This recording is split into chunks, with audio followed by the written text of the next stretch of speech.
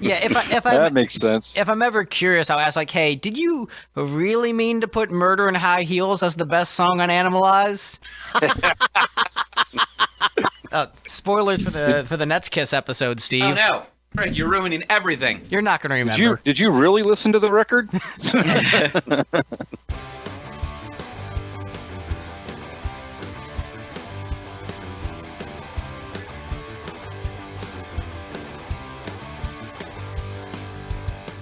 Hi, I'm Greg. I'm the lead singer for Lipstick. And I'm Steve. I'm the bassist. And welcome to the Lipstick panel. Today on the Lipstick panel, we have a ton of people here because we just went to Rockin' Pod and made a bunch of awesome new friends. So we're going to be talking about the Kiss album, Lick It Up.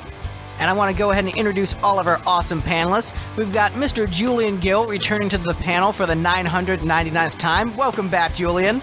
Thanks, Greg and Steve. Good to be back with you guys and to have met you in person finally. It was an awesome time in Nashville, so let's do this. You got to say, hey, my Canadian friend is real. Right? Steve's your Canadian friend, but he's real. He actually exists. You've met me in person. Not a figment of my imagination anymore. We've got Peter from I Love It Loudcast coming in for the first time on the show. Welcome. Cecere. Peter Cecere, welcome to the show. Thank you so much. Don't worry about it either, guys, because nobody has ever gotten it right my entire life, so that's perfectly fine. You're falling right in line here, so there we go. Hello.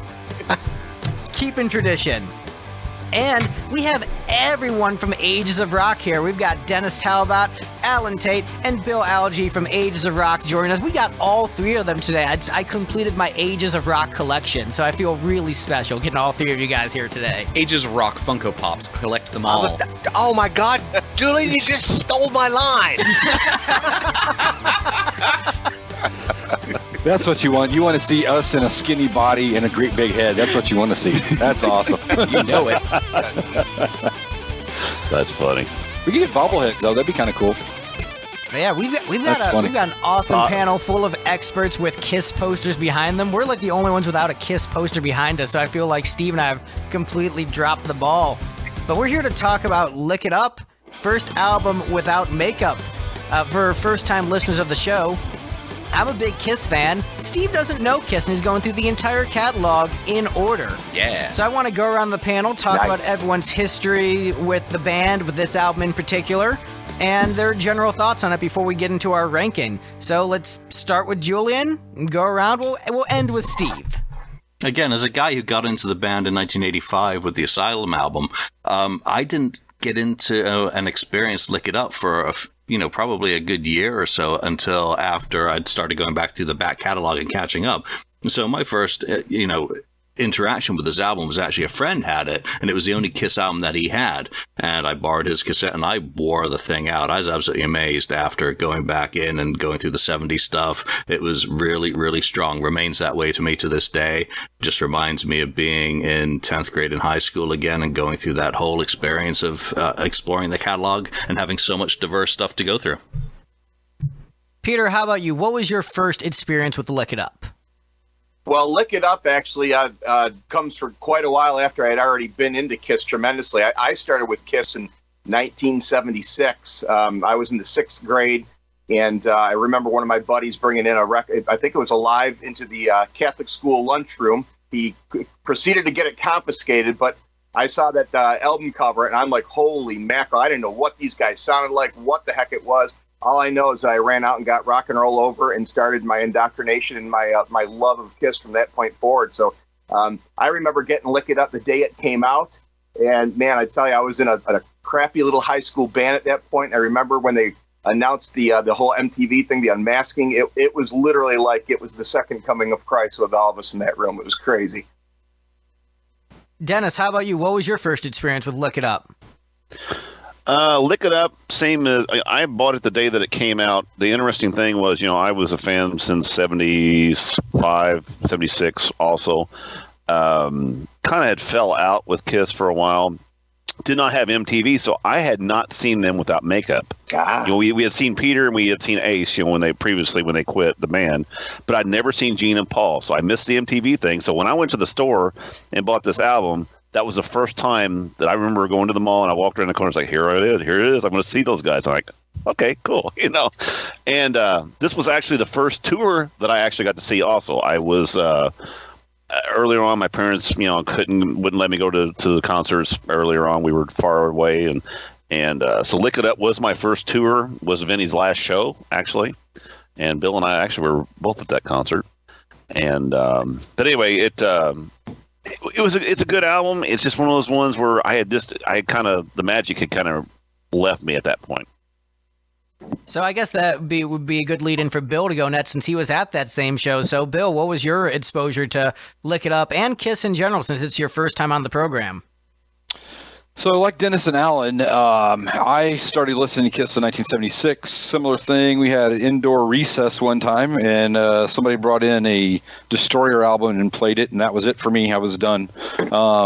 And from that point forward, I listened pretty religiously. So I didn't fall out of love with Kiss for quite a while. Actually, I don't think ever. Got a little frustrated a couple times, but I remember going and waiting for them to unbox the cassettes to get the cassette at I think it was. I'm trying to remember. It's a record store in Evansville, and I can't remember exactly what it was. But so my first one was the cassette. I remember seeing the cover of the cassette, thinking, "Why is there some dude wearing a pink shirt on my Kiss album?" and today I can tell you why that dude's wearing a pink shirt on a Kiss album. All things shall be revealed. All things shall be revealed in due time, right? Maybe a lot of years later, but hey, whatever. Yeah, Dennis and I were at the same show. I actually was on Paul and Vinny's side of the stage, right in front of the stage for that show, and that was there was some bad shit going on that day. That news. It was, and it was obvious. It was obvious. It was not hidden. It was obvious. So I love the record. It's one of my favorites. I've listened to it pretty religiously about every year for a long time. It's one that's in the regular rotation. So. And Mr. Alan Tate, how about you, sir? What's your general thoughts on Kiss? How'd you get introduced to the band, and how'd you get introduced to this album? Well, I'm younger than Dennis and Bill, so I didn't get indoctrinated into the Kiss Army until like late 78, early 79. And my babysitter, I was getting ready to turn 9 years old, and she asked what I wanted for my birthday, and I'm like, the record with Beth on it. So, of course, my indoctrination into the Kiss Army was the Destroyer album. And like Bill, that was it for me. That's all it took. The Lick It Up album, I was one of the few people that I ran with that were Kiss fans that actually liked the unmasked Kiss, because there were so many that was like as soon as Peter and Ace were gone, they were done. Yeah. But Lick It Up is in my top 5. The funny thing is, Destroyer is not in my top 5 favorite Kiss albums. Nor mine, which is very interesting. I don't know many Kiss fans who put Destroyer in their top 5, and I think it's largely burnout from the songs, is what I imagine. Because if you look at those songs and actually think about each of them in isolation, like, yeah, Detroit Rock City, King of the Nighttime World, how can I not love this album? Well, I mean, they're all on the greatest hits CDs also, so that's probably why you never listen to it, is what I've come to with Destroyer. Kiss's greatest hits, a.k.a. Destroyer with a different cover. Right. So I'll go ahead and go next. So as, we're talking about Alan being younger than everyone else. So I was born in 1990, 90s baby, and I didn't see Kiss until 2004, my first concert. And it was a great show, turned me immediately into a music fan overnight, didn't care for music that much, and became a big music guy just from seeing Kiss. And my first exposure to the song Lick It Up was at that show. And so for me, Lick It Up was always a makeup Kiss song. It was always the Star Child, the Demon, the Spaceman, the Catman. And so diving back into the back catalog, the fact that this was the first non-makeup album was a little bit weird for me and a little bit off-putting, but it's a great record. I've loved it for many years. It's good stuff. I'll save some of my other thoughts as we get song by song, but I would say it's one of the better albums from the non-makeup era. I like non-makeup Kiss a lot. I think the songwriting in older Kiss is a little bit better than non-makeup Kiss, but Paul Stanley is so much better without makeup, just as a vocalist and as a front person. And so that sort of makes up the difference for me in a lot of ways. But let's bring in Steve and his experience with Kiss and Lick It Up. Well, hi. So I listened to this album all the way through for the first time on Friday, but I was familiar with several of the songs prior to that, in that Greg has made me cover Lick It Up in Lipstick when we did a Kiss tribute show a year or so back. And I was also familiar with A Million to One prior to this because one of my favorite genres of music is what I like to call turbo emo, which is where you take the worst I cut myself to sleep at night emo that you can find, and you speed it up 50% so that it sounds like Alvin and the Chipmunks just singing these super fast, super energetic songs about like just being sad that girls left them. And Greg made me a mix album of songs that he had given the turbo emo treatment to for Christmas a few years back. And A Million to One was one of the songs on there. And I was like, yeah, this is pretty great. I'm into this. This isn't a bunch of random Nikki Sixx. Well, I mean, Some Steinman. in fairness, 6 a.m. is basically an emo band. I'm sad I'm on heroin. Yeah, that's pretty emo. Don't cry at my funeral. Do you think anyone will cry at my funeral? How is that not the most emo sentiment ever, Steve? It's true. That is literally a Simple Plan lyric, I'm sure. Yeah, probably. So yeah, Steve's first introduction to A Million to One was the Alvin and the Chipmunks version I gave him for Christmas a few years back. But hey, you knew 2 cuts on this album going in. That's more than most Kiss records you listen to. Yeah. Yeah, and if it's the latter version, if you know one, that is in and of itself a miracle. Right. So for first-time listeners of the show, the way that our show works is we have each of our panelists vote on the songs on the album from best to worst, and we assign point values to the rankings. We then add up the points to the panel and then see where each of the songs landed up. So it's not just my opinion or Steve's opinion or Bill's or anyone else's affected this ranking. This is the collective group opinion. So there will be, I'm sure, some debate and discussion and some anger based upon where the songs landed. I know there's a certain song I ranked as number 1 that I think you guys are insane for not voting as the number 1 song on this album. Can't wait. So yeah, let's get into it. So, as voted by the panel as the least best song, because, we're positive. We're not going to say worst. We're going to say least best. So, the least best song on Lick It Up, Dance All Over Your Face. I mean, I'm just shocked this ranked at the bottom, guys. I mean, who could have predicted Dance All Over Your Face would come in last place on this panel ranking? Greg, it looks like most everyone predicted this one would be, at best in the bottom 4. Yeah, no, this one was pretty unanimous. This one scored pretty abysmally. I had it at 8, and yeah, it scored very low.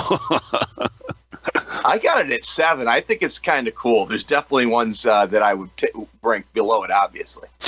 Well, this, for me, Lick It Up is one of those albums that I never hit the skip button. I do like every song on this album. Same. It's just one of those that you have to pick which song that you like the least, and that just for me, that just happens to be the least favorite on there. And it was really kind of a tie between the last 2 songs on the album. So they were for me, they were in the right place on the album. For me too, yeah. Yeah, what he said. So you don't have to skip any songs, but if you get interrupted and you have to take the album off 2 songs early, well, no big loss. Exactly. Well, This is definitely one of those. I got to go on record again, being the newbie. I love every Kiss record. Yeah, obviously, there's some that I like better than others, and like some of the panels that I already said, I like all the tunes on here. But man, I can't believe you guys hit on the 8th. Love that too. Well, no, we're not on the 8th day yet. We'll get there when we get there. But right now we're on Dance All Over Your Face as far as the least best song. And as far as Kiss records go, I would say I love all of them except for the last 2, which I just think are okay. Like Sonic Boom and Monster, I don't love them. I'm like, yeah, all right, it's fine. It's sort of take it or leave it for me. But yeah, love this record. And what I'll say about Dance All Over Your Face is this is a, much like Killer on the previous album, this is a precursor to the shitty Gene songs of the 80s. Like this right. is getting you ready for the burn bitch burns of the world. Like this is like, hey, I'm pretty sure this song is about Gene ejaculating over some chick's face. So we're just getting you ready for shitty 80s Gene. It's not as bad as most shitty 80s Gene, but He used a metaphor this time. Now you just saying that makes me like it less. that's why I ranked it at the bottom. Like, wait, are you just talking about coming on this chick's face? That's gross. Well, I guess my rating being so high then has to be justified by the fact that I didn't think about that at all. I mean, basically, it's a Gene song. You just sort of have to look into it and figure out which body part he's talking about touching with his penis. It's so and how funny. old she is. It's funny. I don't really listen to the music that much. I mean, I listen to music all the time. I just don't listen to the lyrics to figure out that depth. There's not a lot of it. Going on in the song. I'm like, Did you just mention the word depth in I referring did mention the depth. You beat me to it. It's really probably more about volume, I would imagine. But The one thing about this album, though, is you can't give Gene all the credit for the innuendo songs. Paul had his hand in some innuendo on this album also. So sure. Although I'm going to say this, I feel if you look at this album and compare it to Vinnie Vincent Invasion stuff, you can kind of tell how much of these lyrics were Vinnie. And so some of the ridiculous Paul innuendo stuff, I'm pretty sure is Vinnie. You put it side by side, put Gimme More side by side, Do You Want to Make Love? You're like, yeah, I can see which parts of this are Vinnie Vincent. And then a song like this, you see Gene Simmons trying to be Vinnie Vincent and doing a very bad job of it, because it's like he just wrote out a couple hundred sentences of, okay, this is a line Vinnie would write, put them in a jar and took them out one at a time. And okay, this one, jungle, okay, debonair, ice, a baby, like dice. I mean, it's like rapping just really badly. Yeah, this was definitely the album that started some of their worst lyrics of their period. But man, musically, you guys don't think the song is pretty cool? The bass line is pretty cool. Steve, talk about the bass line. It's a bad song.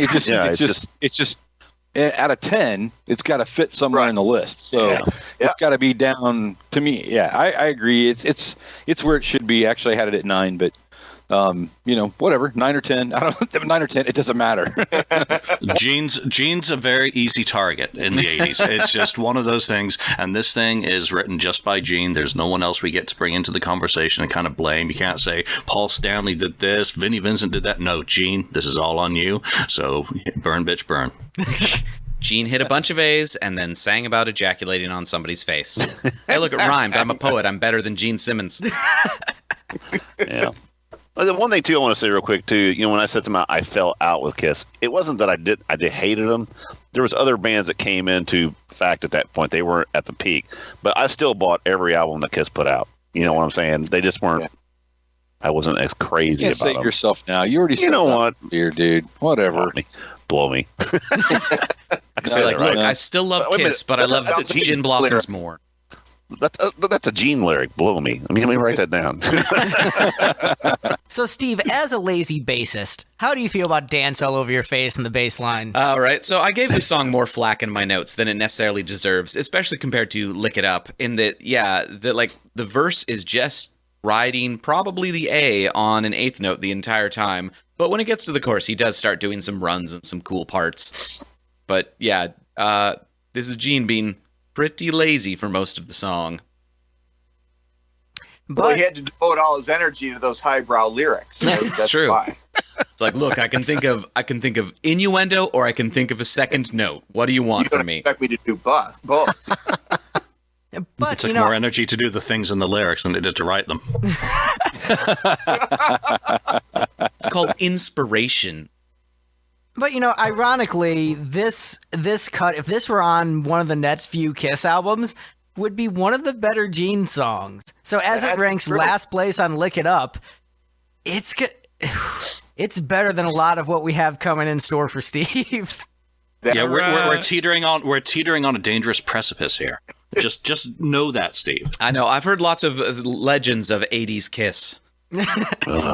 Yeah, so you need to do an episode where you do Gene songs of the '80s ranked best to worst. Oof. That'll be about a 7-hour episode. Worst to worstest. That'd be even a better title. The episode where we strap me down Clockwork Orange style in a chair and make me listen to Gene's 80s discography. Uh-huh. Well, thus far. So you like music, do you? And you know what's really sad, and Julian can attest to this, and the people who bought the vault, he had so many great songs in the vault. It's like, why did he not use those instead of some of the other shit that he put out, in the 80s? I mean, that's... I always do wonder what they're thinking, because I think that same thing when I hear stuff that they didn't use. I'm like, I would have loved to be in the room and figure out what was the rationale for you picking this over that. Exactly. I'm the same way, because there's some songs in there that are golden, and it's like, why didn't you not use those? Who knows? Yeah, why did When Your Walls Come Down make the cut on Crazy Nights, but not Time Traveler or Sword and Stone? Those sound super nerdy. Yeah, and they're awesome. Maybe that's why. They're like, Paul, you sound like a nerd. Right? Like, we're not doing the Elder Part 2. Actually, you probably just called it right there. Yeah. Shame. Well, any title to be close to an Elder title is not going to be on another record ever. Please, God. Hey, that's my favorite. That's my favorite Bill is Kiss saying album. is he wants to be a panelist if you ever do an Elder episode. We already did it. We already did it. I have not listened to that again. He doesn't matter. Isn't Dark Light 2 on the new Ace Frehley album coming out? I'm not sure, though. That might be okay.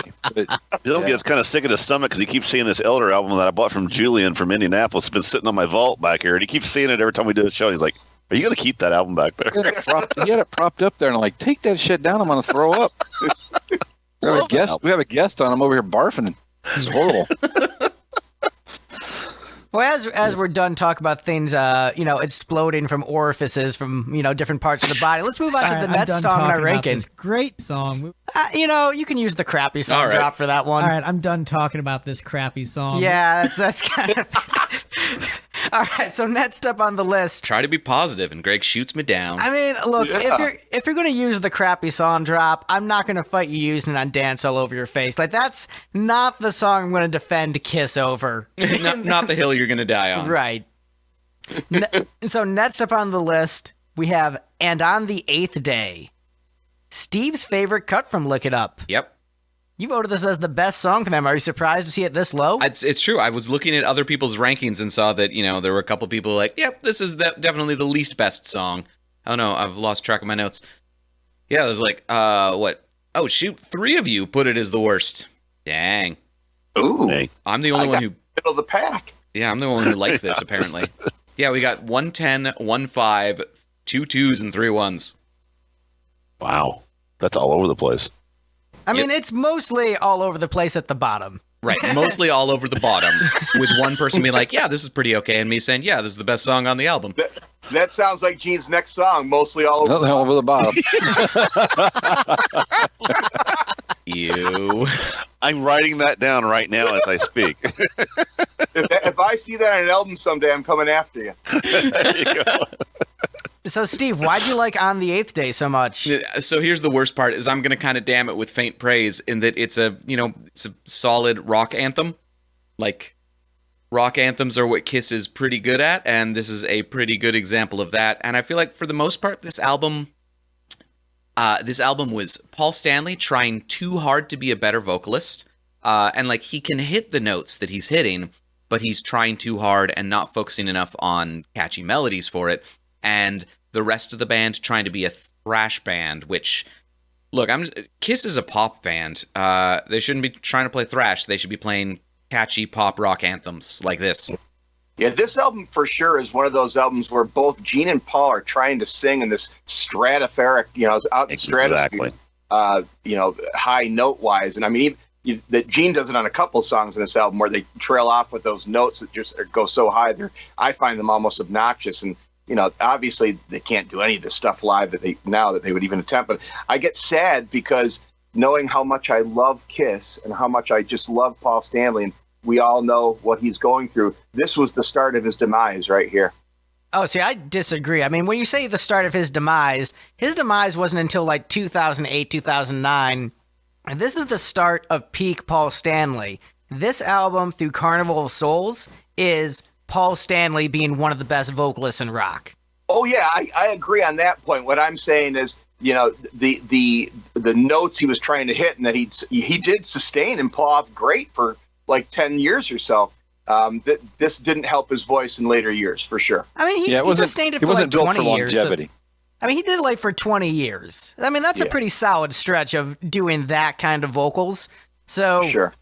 And, you know, what I'll say about, you know, I think both Gene and Paul on this album are both giving it some of their best vocal performances. I think this might be the best Gene vocal album in terms of his aggression, going high up with the notes. I think Paul Stanley gets better over time, but as a whole, this is a really dark, creepy, uncomfortable album. Yeah. And I think Vinnie Vincent brought a lot of that there, where there's a lot of edge, grit, and just a disturbing quality. Like, most of these songs are pretty dark. And so songs like Lick It Up and On the Eighth Day stand out a ton because they're not creepy like the rest of the album. But this song, I think, it just kind of fails as an anthem. It's not. There's some magic mojo that's missing from it. Yeah, there's energy's missing from it. That's part of the problem with how this album ends, is you've got Dance All Over Your Face and On the Eighth Day as the final two tracks on the album, and it's a complete downer from where it kind of begins with the energy and tempo of the first song on the album. So it's a contrast. It's also not it's same problem as, you know, the previous song we talked about, is that it's like Gene just took a Vinnie idea and said, I'm going to take your song and I'm going to make it a hit. And that's what you get. You know, it's an idea that's better as a concept than an execution. You know, and On the Eighth Day would be such a great idea for a song. But what it is here is meh. Yeah. I will say I do like how they incorporated that little bit of that jam they did during the Creatures tour into the song. I think that's probably where the song sort of generated from, which they had that cool little jam they did on the Creatures tour, and they're like, let's turn it into a song, but it didn't quite work. That's what I feel with this. And, you know, as someone who's been in bands, you get a cool musical idea and then you try to form an entire song around it. Sometimes it doesn't work. Sometimes it's just like, hey, I came with a cool riff. This one worked better as a song, as a demo, when it was a Warrior song. You know, before Gene stuck his paws in and messed it up. You know, it's fine in its original form, and what Vinnie later did with it. I think, though, these songs, too, these are some of Gene. I mean, Gene's got some strong writing on these songs, but I have to kind of disagree with his vocals. Gene can sing a lot better.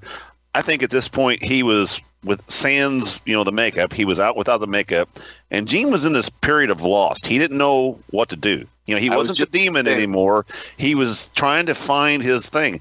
Like I said, some of these songs here, he's screaming. I mean, and it's not. It's like, Gene, you can sing better than that, and you can do a better job than that. I just think he was lost. He was just trying to find his new persona, and I think he struck out at this point. Ugly dude with a long tongue just wasn't working. That's a very good point. Well, I mean, it just wasn't. He was lost. I mean, even when I saw him in the Lick It Up concert, he didn't know how to act. I mean, he was out there trying to.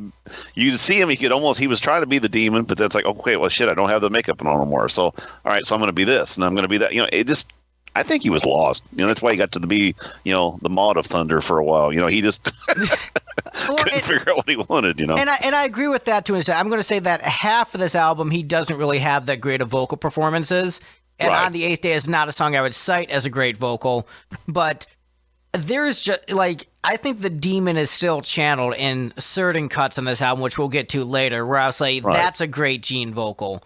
But yeah, I would say this is the writing is perfect. I mean, the songs are strong. Yeah. It's just I have a problem with some of the vocals on his. But no, his stuff is actually the strongest on the album, I think. So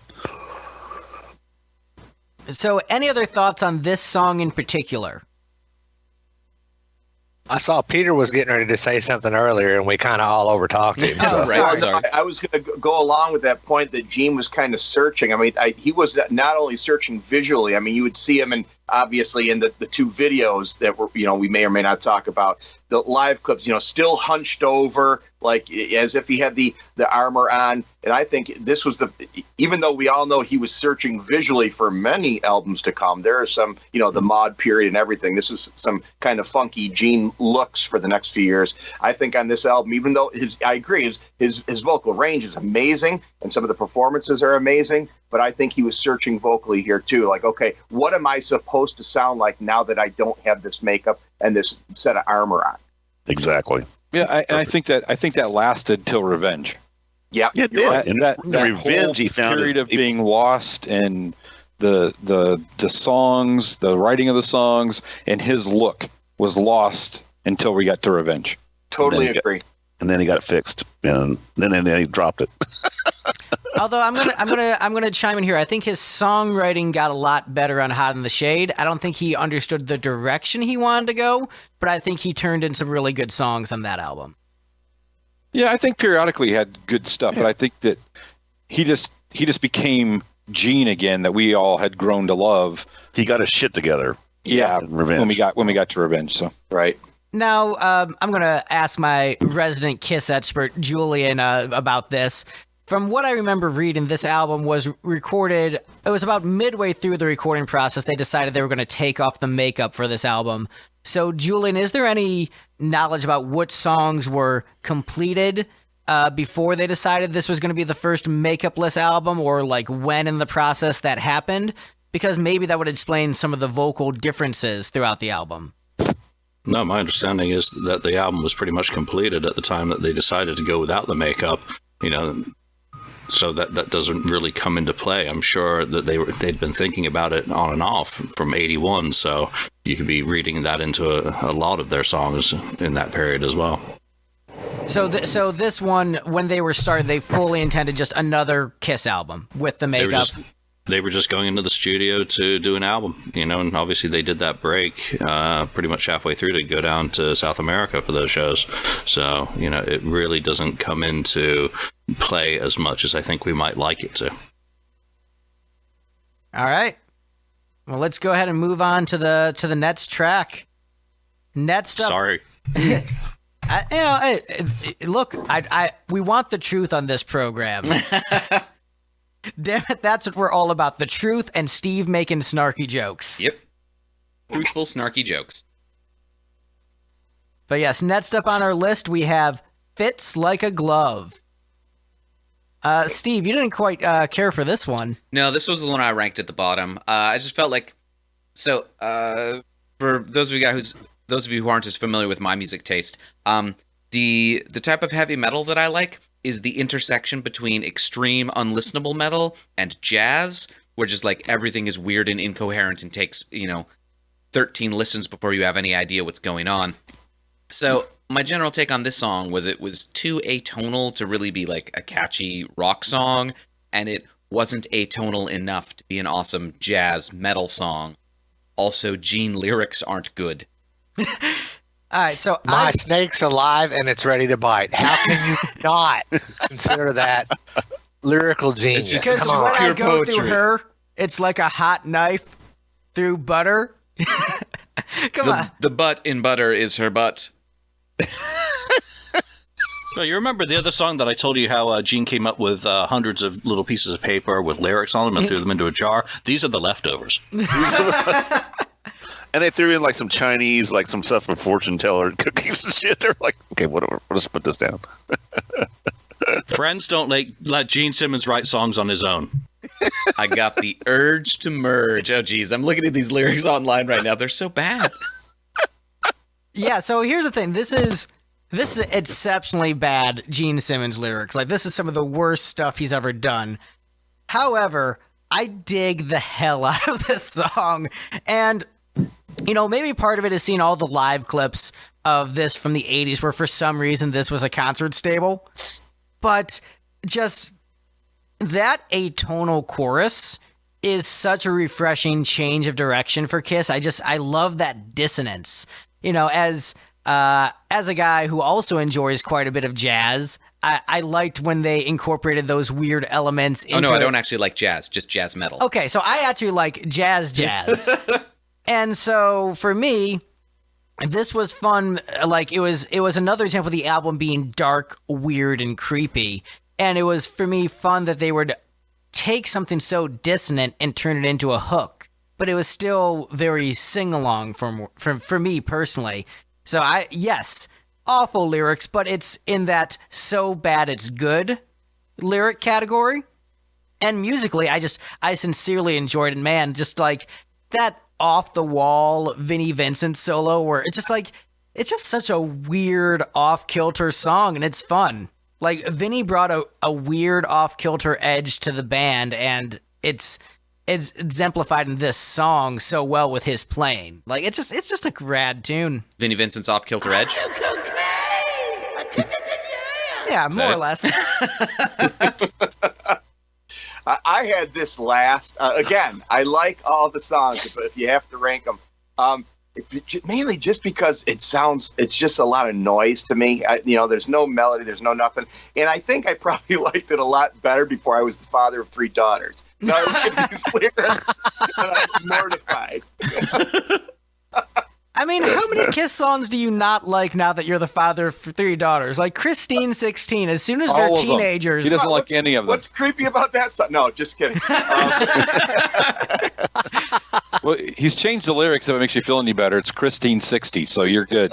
Christine 60, yeah. She's still going to high school, though, so it's a little bit weird. It's because she's the principal now. Right. And I gotta put this into context too. I think some of these songs I put down towards the bottom now because I get a little tired of them. And again, realizing that I came into Kiss way young and was listening to this when it came out and through all those tours. It's just human nature that there's some songs I rank lower on all the albums because I'm just a little tired of them, even though they're great songs. Yeah, that's a valid statement too. I mean, it happens to all of us actually. Yeah. Well, I think this is a great. I do. This was ranked like 6 for me, so we're not far off, right? We're I was 5 myself. I was right. Yeah.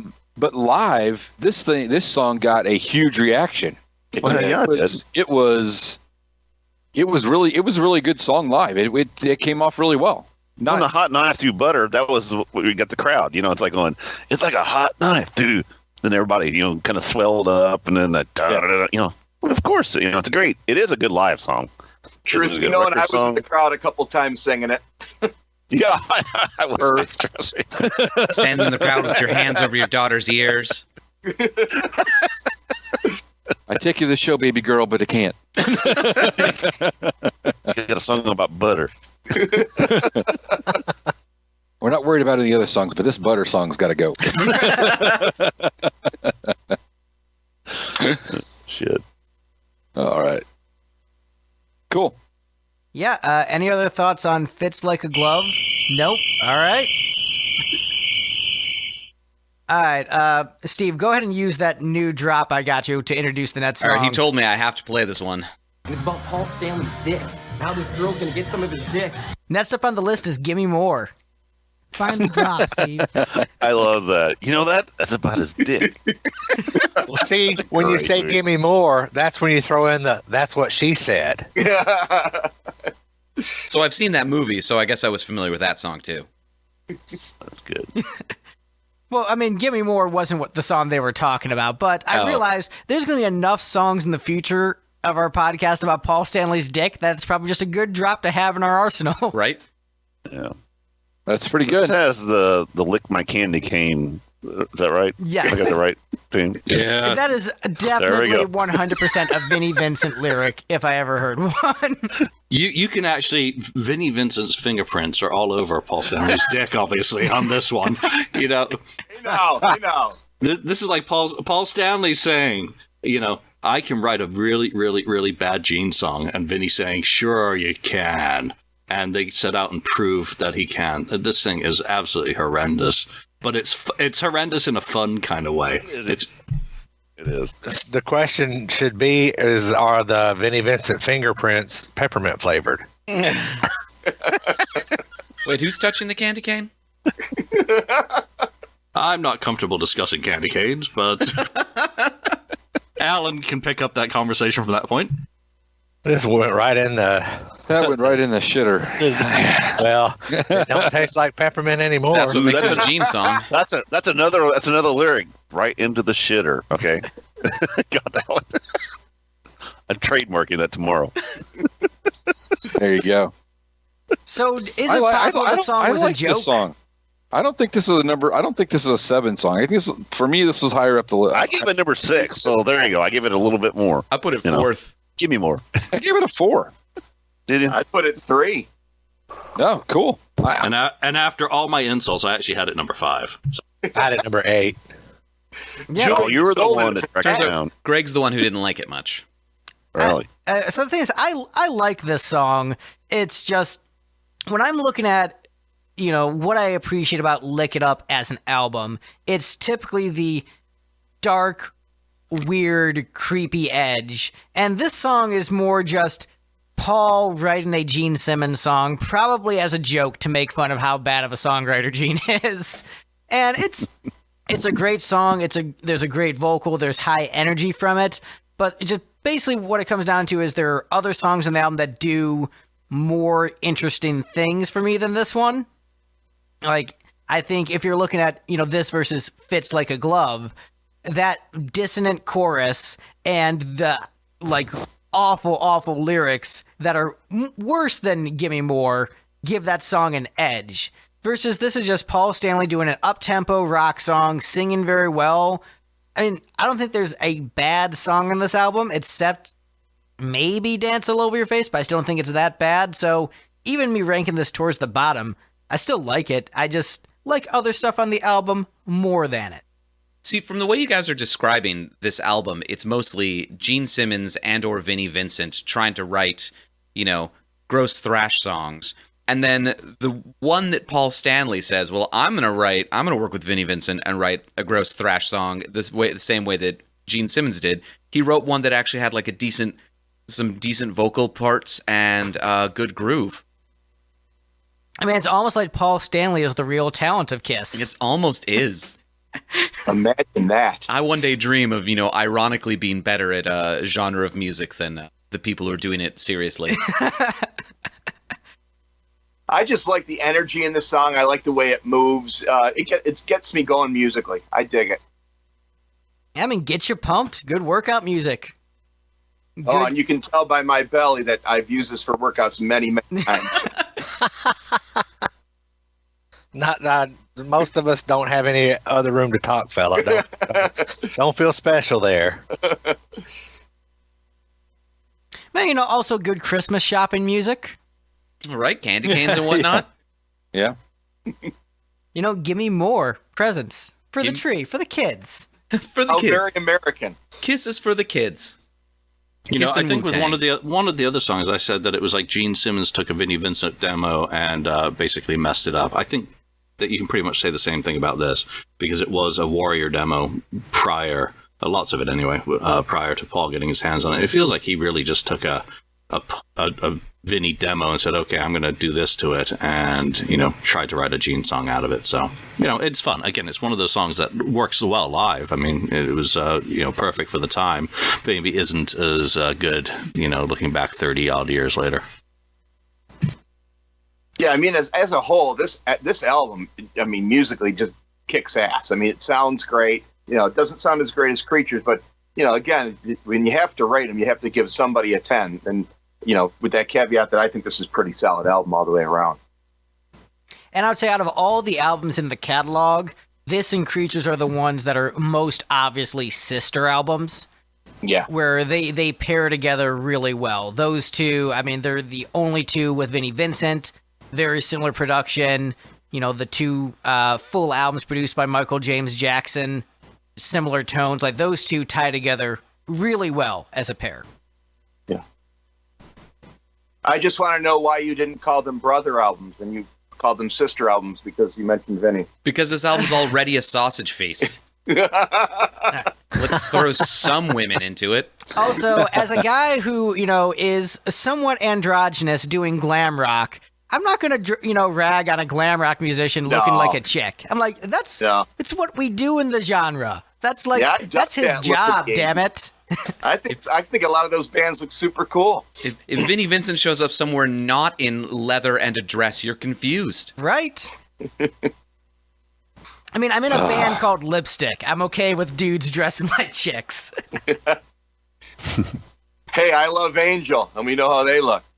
I mean, they look great. They're so shiny. Right. And they don't look much different today. They're kind of plasticky. A little bit.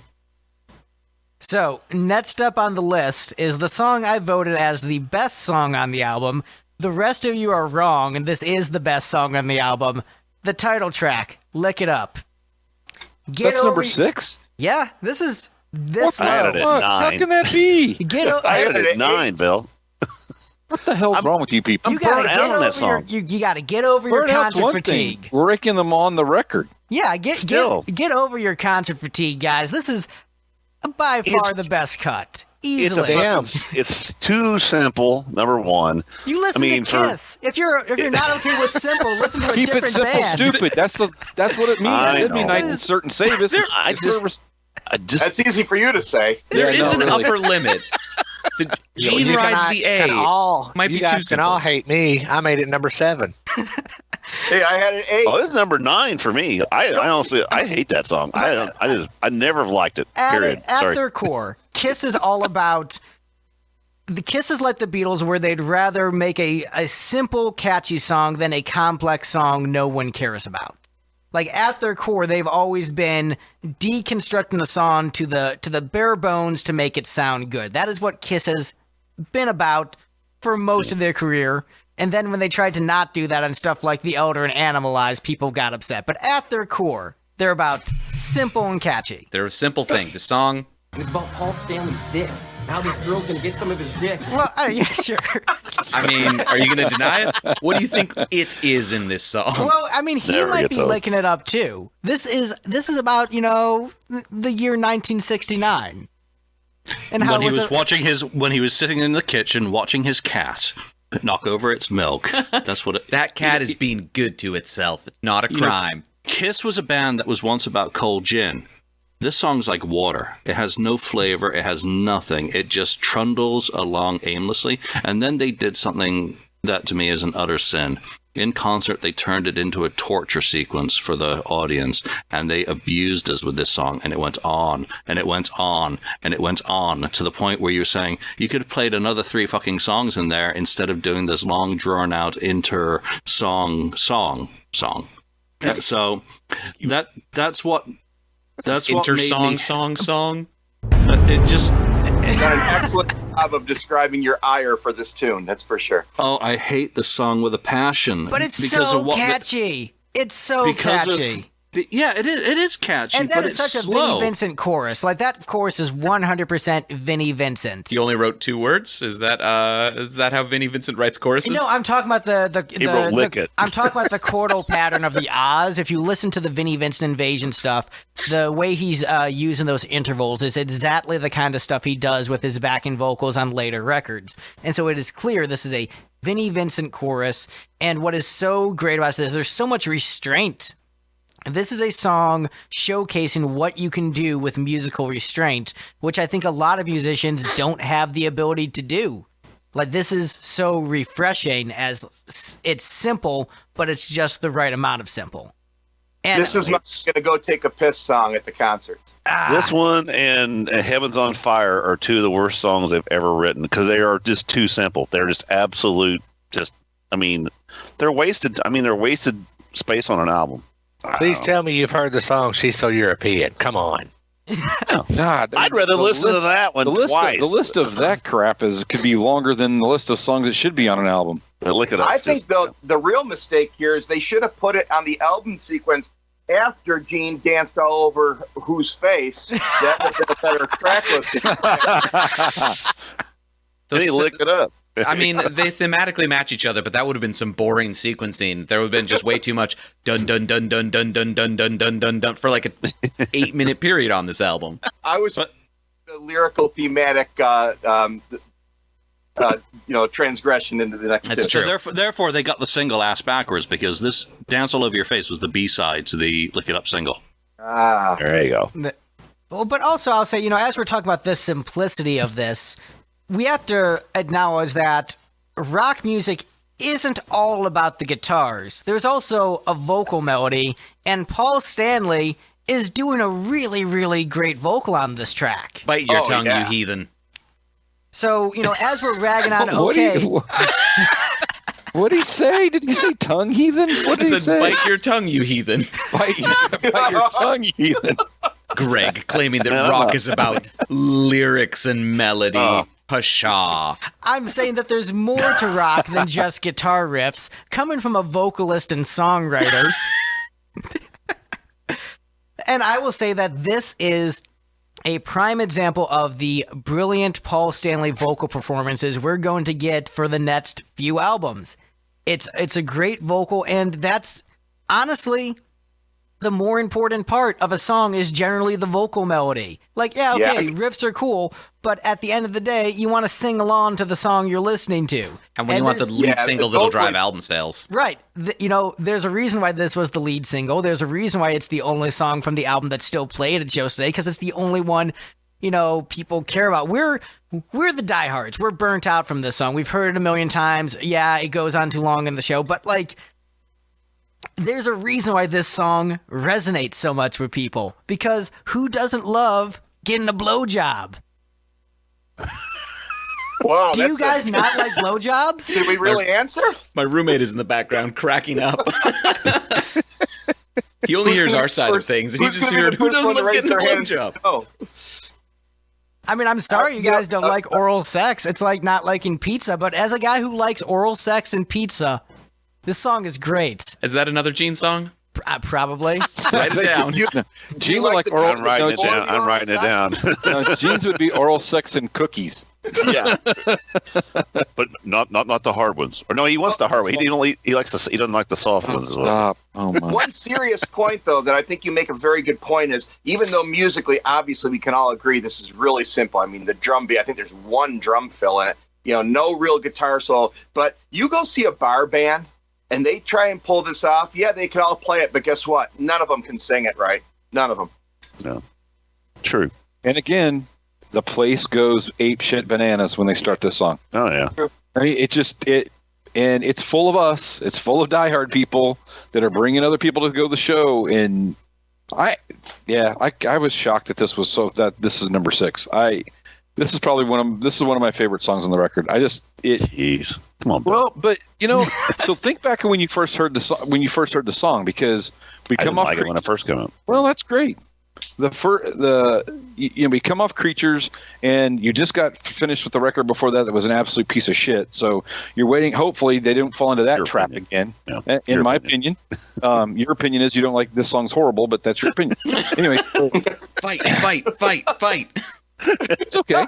So, you hope that there's something catchy and it's going to get some play, and we're going to see our band get back to where they should be and at least be in some form. And it did that stuff. Without that being a lead single off this record, it would have just died. And I mean, we know the show sales died. Right. It just didn't go. So I think they were just trying to write another cheap anthem. You know what I'm saying? Another sing-along anthem. I think they tried to, and they succeeded. I mean, it turned out to be that song. Kiss. How dare they play to their strengths? You're saying Kiss wrote a catchy pop rock song? How dare they? They've never done that, except every single time they were successful. Frankly, I am offended. I'll tell you this. I have a bass player friend from Cleveland, Ohio, who is by far the best bassist I know on a technical level. Like, Steve is the best bassist I know because I love him dearly and he's my best friend. But on like a pure skill level, this guy can outplay anyone I've ever played with, and it's not even close. And he loves playing the song "Lick It Up." And, I've seen people ask, like, why do you like this song so much? You're so good, and this song is so boring and simple. It's like, it's fun. Well, it gives him a break. Right? I can take a nap during this song. But no, he says for him, it's more important to play something that's fun than something that's challenging. That's true. And isn't that what Kiss is about? Fun it's all about songs? Fun. Yeah. That's true. Dennis, it's all about FU. 30 some odd years. And we all need a piss break. We all need a piss break at some point, and that could be my piss break. So there you go. We take that during the solos. Yeah. I got to pee a lot, though, so it's okay. You're old. Any other comments on Lick It Up? What should have been the best song on this album? Oh, Can we talk about the video for just a couple minutes? Sure. Yeah, sure. Steve For hasn't me- seen it. So For me, the video was my introduction to the Lick It Up album because I saw it on, I believe the show was called Friday Night Videos, maybe. Do you guys remember that show, Dennis and Yeah. Bill? yeah. Yeah. TBS, was that what it was on? No, That was Night Flight, but I knew you were talking about Friday Night Video. this had to have been on regular TV. It was on ABC. They had a. Because I Friday lived Night out Video. in the boonies, and we didn't have cable TV. Only cable's what you did in the morning. Yeah. Oh, That's a shit joke. Anyway, Hey. I'm gonna write that down. You should write that down. Wonder if Gene's looking for a new writer. It's on my next song. Anyway, no more shit jokes. But yeah, that video was. Well, it was first time we saw them without makeup. Sans you makeup. got to admit, it was super cool to see him in a video without makeup. It was, riveting. Yeah, but I never did figure out which one was Ace and which one was Peter. How do you identify them without makeup? I mean, when I was first getting into Kiss and I was browsing KissFAQ.com looking through the album covers, I couldn't figure out which one was Ace or Peter either. So, and then I'm like, oh, they're different dudes. Got it. The one thing that video showed you for real is right off the bat, with or without makeup, Paul Stanley was the ultimate rock star. He looked just as comfortable walking around that corner when they took that first shot and they're coming up on you. He looked just as cool as he did in any makeup era, and the rest of them looked awkward as all get out. Yep, that's. I like that he needs to have some kind of strap around his thigh to keep his dick in place. What are you looking at his camel toe for? What are you doing? But you're right, though. I mean, Eric and Vinny and Gene were all really kind of out of their element on that video. They looked like I said, they didn't know they didn't know what they did to do with themselves. They were just kind of, let's figure this out. Video was very goofy. Start spurting out of Gene's mouth. I did not perceive Eric as being uncomfortable looking. I thought, to me, of all of those guys, I thought Paul and Eric both pulled off the glam rock look pretty well. I just thought they put Eric in pants that made him look a little hippie, though. That's like a camo kind of. I think Eric just wore an unfortunate outfit, but was comfortable. I think Vinny just wasn't glam enough. I think once he got to Invasion, he was very comfortable with that look and looked awesome. And what I'll say about the Lick It Up video as a whole, it isn't nearly as good as it. It's a better song in my opinion than the other video from the album. But I think that other video is way more entertaining. Yeah. And speaking of that other video, next up on our list is All Hell's Breaking Loose. What a great segue. There we go. We're getting better, but still. That was my number 3. That was my number 3. That was my number 2 from the bottom. This was my 4th from the bottom. Who had it 2 from the bottom? Yo, Steve. Steve, come on, man! How can you? I had it at 3. I had it at 7. Just Rock of because Ages did it better. Yeah. Here's my thing with this song, and Steve kind of tested this, and Steve, this is proof that I'm actually consistent with my musical opinions. I'm a guy who likes melody. That verse is just kind of an awkward rap without really any melody, and so I'm like, oh. All right, I don't actually enjoy listening to this. I enjoy the video because it's entertaining as hell. Vinnie Vincent, breaking a beer bottle over someone's head. Some, short person trying to hustle Paul Stanley on the street. Sword fighting, fire breathers. I'm all about the video for All Hell's Breaking Loose. But, man, this song... Yeah, it's one of the lower ones for me just on a pure musical level. I like that they did something different... But I'm a melody guy. It's why I listen to, the Beatles instead of rap. Because I like melody. And this one is just not very melodic, so I rank it towards the bottom. But hey, great chorus. I liked it for exactly the reason you didn't like it. Listening Kiss for years up to this point, I liked it because it was different. I thought that rap sounded Read My cool. Body did rap better. Oh, ouch. Oh, no. I thought Paul pulled it off pretty cool. Paul looks so cool. No, they look awesome in the video. Like, they look way cooler than they do in the Lick It Up video. They're more comfortable. It's an entertaining They're more poorly video. lit. But man, those verses, I'm listening to it and I'm like, I want melody. I'm not getting melody, and it's not rhythmic enough to be good rap. It's just like, hey, I'm just gonna kind of talk. All right, it's cool, I guess. What disappointed me most about the song "All Hell's Breaking Loose" is that was an Eric Carr co-write, and I would like to have seen them let him take lead vocal on that. That would have been cool in the rap part. That would have been awesome. Actually, I would have dug that. That would have, you know what? That would have made it rank higher.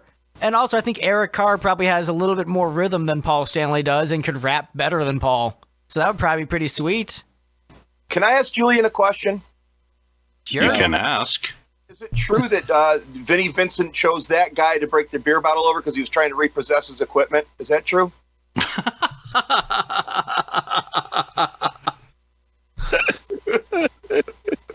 Jeez. I don't think that had happened yet, but there you go. No, I know. I was trying to add some bad humor. Yeah. No. That was pretty good. That's funny. No, this song would not have been good for Eric on vocals, I don't think. I like the idea that he should have had a vocal on the album. I always loved that intro. When I saw that video and Paul's kind of got the swagger going and he's doing the spoken rappy intro part, I was like, okay, this is cool. He is the breeze. And then you get into all the other parts and then you start trying to figure out, okay, someone figured they could rhyme revolution with confusion. You've got the parts that are typically Vinny. You've got it's like a free-for-all, and that's why it ranked number 3 on mine, because it's a fun song. It's what Kiss is about, fun. And Lick It Up the song is not fun. This one is.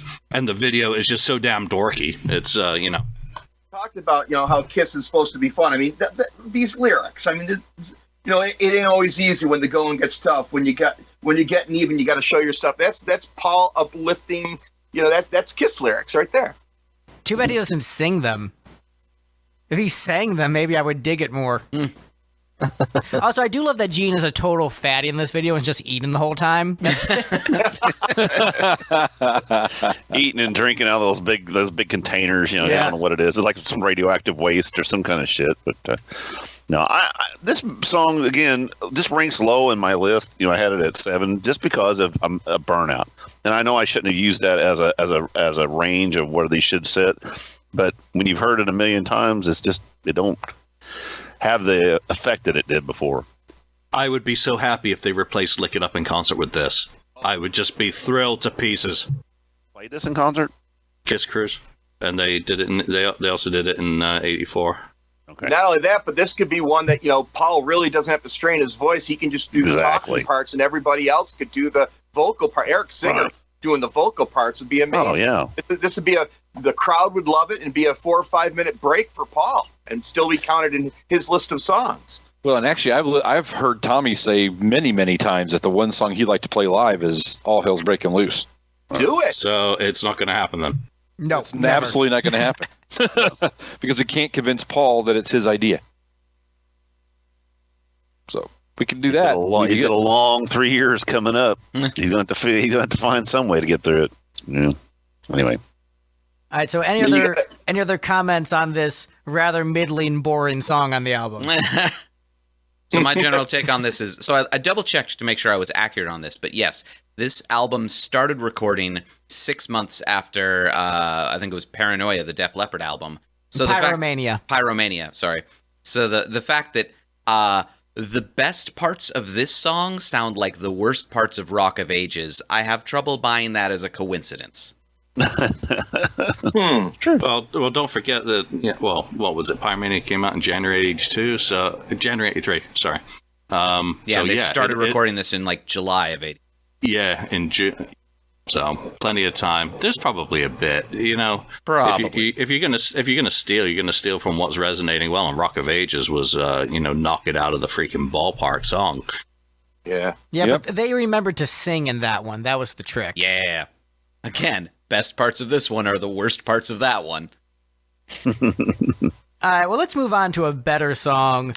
And, I still like All Hell's Breaking Loose, but it's pretty underwhelming for me. The way that everyone else is underwhelmed by Lick It Up, that magnificent pop masterpiece full of catchy melodies and great vocals. But now we're moving on to a song that I think is personally pretty great, Young and Wasted. This one gets the Greg Gold Star sticker of not having shitty lyrics for a Kiss song. I think we talked about that a few episodes back, where I'm just going to start awarding gold stars when Kiss songs don't have shitty lyrics, which is few and far between. But this one, congratulations. You wrote a dark, creepy song about addiction that was, like, it didn't insult the intelligence of the listener. And it was catchy, it's heavy, it has a great vocal. I like when Eric Carr sings it live, but this is one of the best Gene vocal performances in the catalog. And as much as I would love an Eric Carr lead vocal on this album, not on this song. Gene knocked it out of the park. It's heavy, it's catchy, it's creepy. The lyrics, you know, there's a lot to dive into and really think. And once again, a Kiss song without shitty lyrics is a really special occasion. It's a great tune. Fantastic. Yeah, I've got nothing to add over that. I mean, tempo and energy, this one is probably Gene's best song on the album, pound for pound. Oh, yeah. I mean, this was my number 2, right behind Lick It Up. I had a number 2 also. So, you know, it's a good song. I had a number 1, actually. Really? I had it 9th, and now I'm sitting here and I'm wondering why I had it 9th. You and 5 other people are wondering why you have it ranked. Well, no, I ranked it mid-bottom. It's actually not a bad song, but I think, again, the one thing for me here, and it's you can't rule it out because we're just all humans and it's in there, is I'm a little with the sick of it factor. But right. Yeah, it's a pretty darn good song. So I don't know why I put it 9th, but I made a mistake. Yeah, like Fonzie, I was So I'm probably the only one who legitimately marked it like low to mid bottom. I found it kind of boring. Again, Kiss isn't a thrash band, and the more they try to thrash, the more boring they get. Well, I think the trick was they weren't really going for a thrash band. They were going with slightly heavier and more up-tempo, which was with the times. Bands were getting faster, and so Kiss got faster with them. But I mean, it's a high-energy rocker, and it's essentially a train wreck happening. It is someone's life coming apart due to addiction, and that is, you know, an appropriately heavy subject with appropriately heavy music. But still, Kiss is a pop band at heart, so they're like, hey, make it catchy. For me, this song completely works. Yeah, I had it ranked number 1, and for a lot of those reasons. It just, to me, it was that, you know, that could have been the leadoff song off the album for me. You know, that could have been the first song on the album, and it would have been I think it would have started that record off even that much better. I like Exciter. It's a good, I mean, I do like that song too, but I would have thought this would have been a better lead off. Of energy, has a buttload of energy. Well, and you know, my buddy Rodney, who's not a real big Kiss fan, but anytime he comes over and I'll pull up Kiss, that's the first song he wants to hear.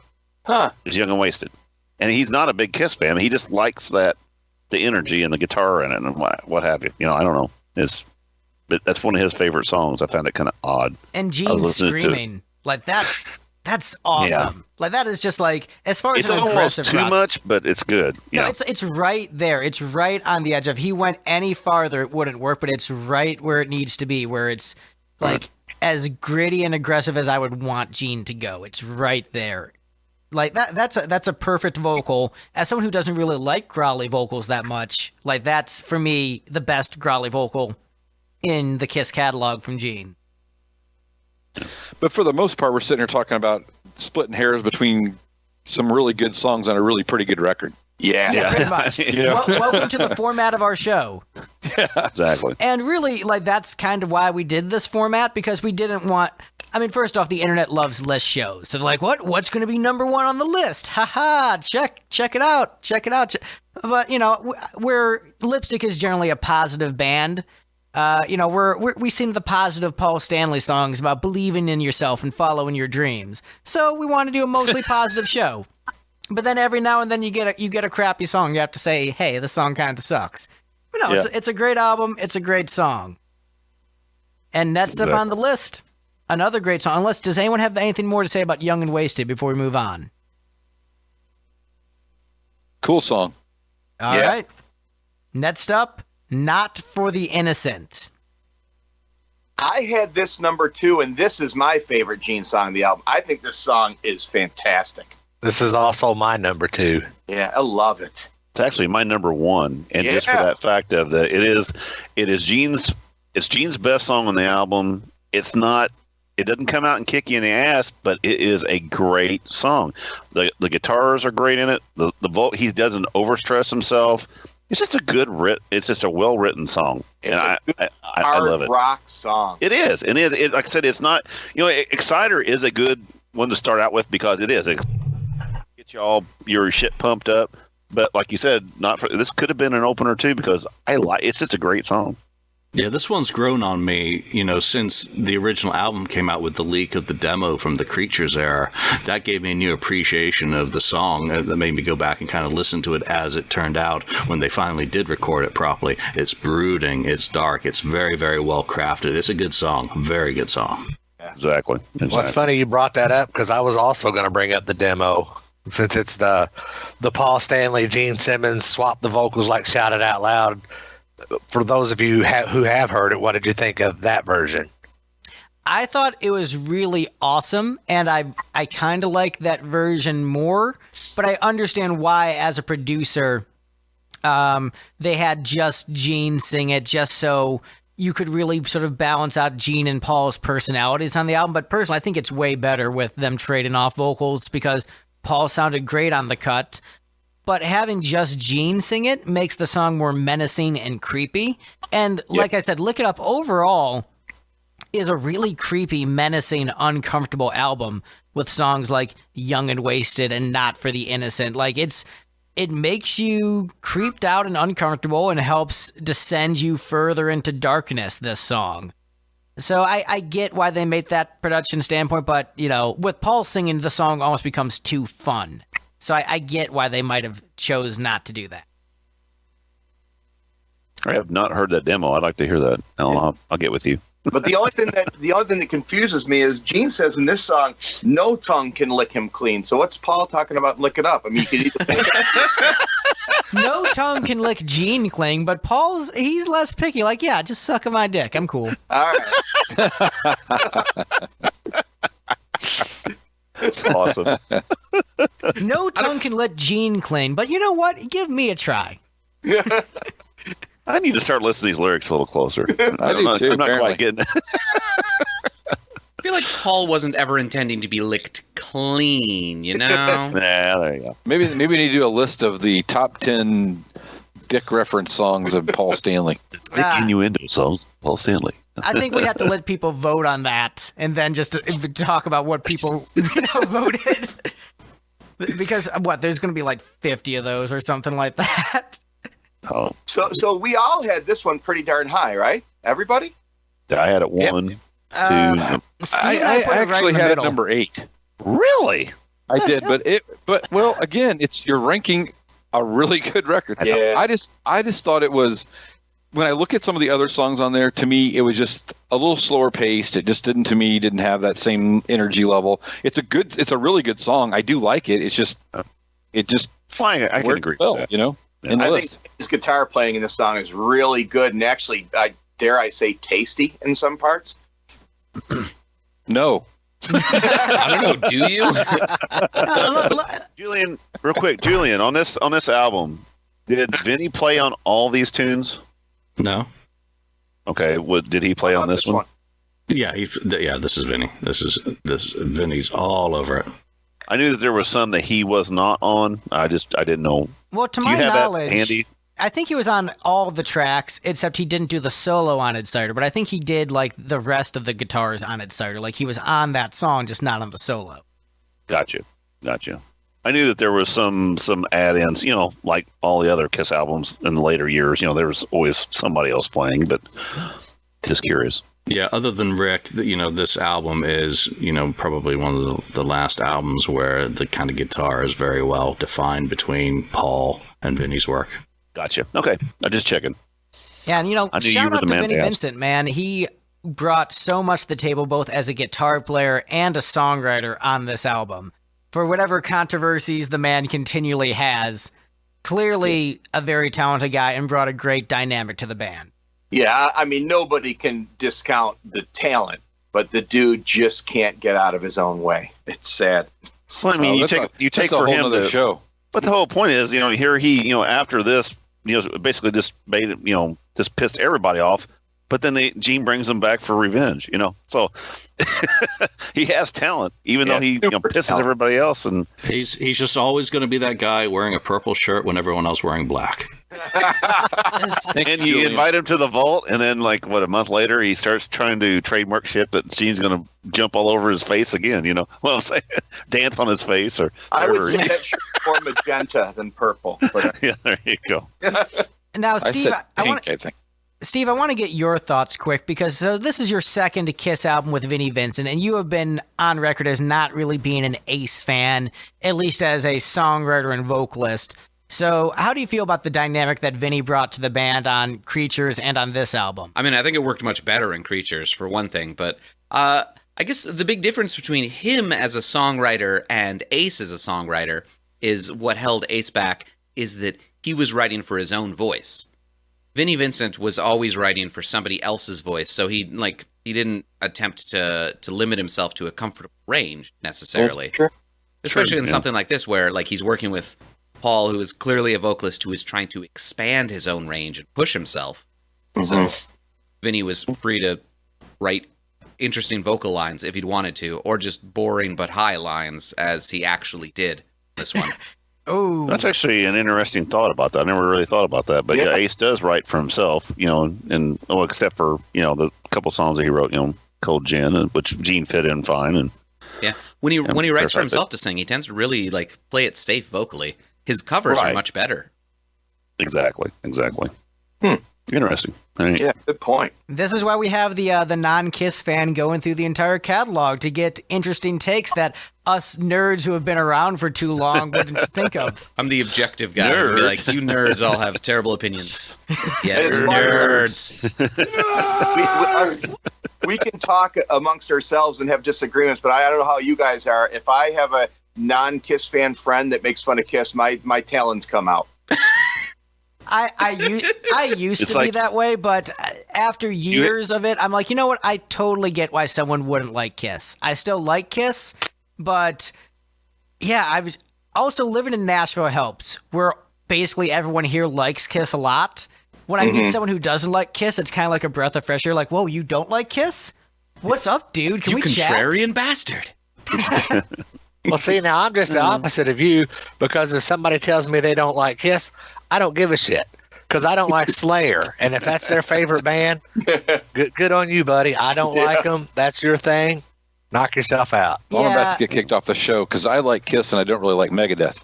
So I mean, Steve doesn't really like Megadeth. I think that happened a long time ago. Like through my high school years and stuff. We defended Kiss and stuff like that. Nowadays, it's like whatever you like. I don't give a fuck. It's like if you don't like them, that's fine. That's I get a better. Thing, right? I get a better seat when you don't go.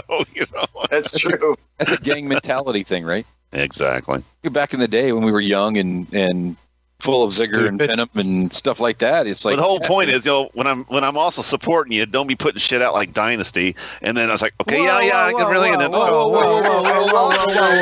No, wait a minute. You know what I'm getting to. You know what I'm getting to. Okay, Bill the Elder. Song in the Elder. catalog, okay, sir. Bill the Elder. Put and that the out. Elder is my favorite Kiss album. The Elder it can't be anybody's favorite Kiss record. It is mine. That's not allowed. Listen to our Elder episode, and you will hear me explain why. I can't do it.